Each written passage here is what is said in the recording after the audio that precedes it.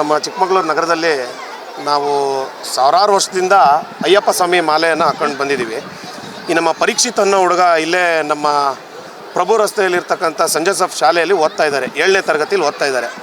ಆ ಮಗುಗೆ ನಿನ್ನೆ ಇಲ್ಲಿನ HM ಕರೆದು, ನೀವು ಯಾಕೆ ಮಾಲೆ ಹಾಕಿದ್ದೀರಾ, ಏನಕ್ಕೆ ಹಾಕಬೇಕು, ನಿಮ್ಮ ಬದಲು ನಿಮ್ಮ ತಂದೆ ಹಾಕ್ಬೋದಲ್ಲ ಮಾಲೆ, ನಾವು ರಜಾ ಕೊಡಲ್ಲ, ನಾವು ಕ್ರಿಸ್ಮಸ್ ರಜಾ ಕೊಟ್ಟಾಗ ಮಾತ್ರ ನೀವು ಶಬರಿಮಲೆಗೆ ಹೋಗಬೇಕು, ನಾವು ಇದಕ್ಕೆಲ್ಲ ಅವಕಾಶ ಇಲ್ಲ ಅಂತ ಹೇಳಿ ಹಾಕಿರೋ ಮಣಿಕಂಠನೆಲ್ಲ ತೆಗೆಸಿ ಆ ಹುಡುಗಂಗೆ ನೆನ್ನೆನೂ ಹೊಡೆದಿದ್ದಾರೆ. ಇವತ್ತು ಬೆಳಗ್ಗೆನೂ ಲೇಟಾಗಿ ಬಂದಿದ್ದಾರೆ, ಪೂಜೆ ಮುಗಿಸಿ ಅವರು ಮಲ್ಲೆನಹಳ್ಳಿಯಿಂದ ಬರಬೇಕು. ಮಲ್ಲೆನಹಳ್ಳಿಯಿಂದ ಬರೋಕ್ಕೆ ಸರ್ವೇ ಸಾಮಾನ್ಯ 3/4 ಗಂಟೆ ಜರ್ನಿ ಆಗುತ್ತೆ. ಈಗ ಈ ಮಾಲೆ ಹಾಕಿರೋ ಟೈಮಲ್ಲಿ ಸ್ವಲ್ಪ ಲೇಟಾಗಿ ಬಂದಿದ್ದಾರೆ, ಅಷ್ಟಕ್ಕೆ ಹಿಡಿದು ತುಂಬ ಹೊಡೆದ್ಬಿಟ್ಟಿದ್ದಾರೆ. ಇದೆಲ್ಲ ವಿಚಾರ ಗೊತ್ತಾಗಿದ್ದ ತಕ್ಷಣ ನಾವು ಎಲ್ಲ ಮಾಲೆ ಹಾಕಿರೋ ಮಾಲೆದಾರಿಗಳು ಎಲ್ಲರೂ ಬಂದು ಕೇಳಿದ್ದೀವಿ. ಅವರು ಇಲ್ಲಿ ಆರಕ್ಷಕ ಠಾಣೆಯವರ ಮುಖಾಂತರ ನಮ್ಮ ಹತ್ರ ಕ್ಷಮೆ ಕೇಳಿದ್ದಾರೆ, ಇನ್ನು ಮುಂದೆ ಹಿಂಗೆ ಆಗಲ್ಲ ಅಂತ. ಆದರೆ ಇವ್ರದ್ದು ಇದು ಮೊದಲನೇ ಸಲ ಅಲ್ಲ, ಪ್ರತಿ ಸಲವೂ ಇವ್ರದ್ದು ಇದೇ ಆಗ್ತಾಯಿದೆ.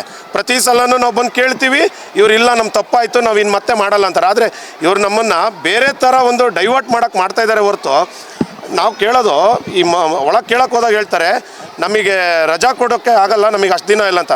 ಈಗ ನಮಗೆ ಯಾರೇ ಆಗಲಿ ಇಲ್ಲಿ ಹಿಂದೂ ಮಕ್ಕಳುಗಳು ಓದ್ತಾ ಇದ್ದಾರೆ, ಅವರಿಗೂ ಸಹ ನಾವೇನು 15 ದಿನಗಟ್ಟಲೆ ರಜಾ ಕೊಡಿ ಅಂತ ಕ್ರಿಸ್ಮಸ್ ಹಬ್ಬಕ್ಕೆ ಯಾರೂ ಕೇಳಿಲ್ಲ.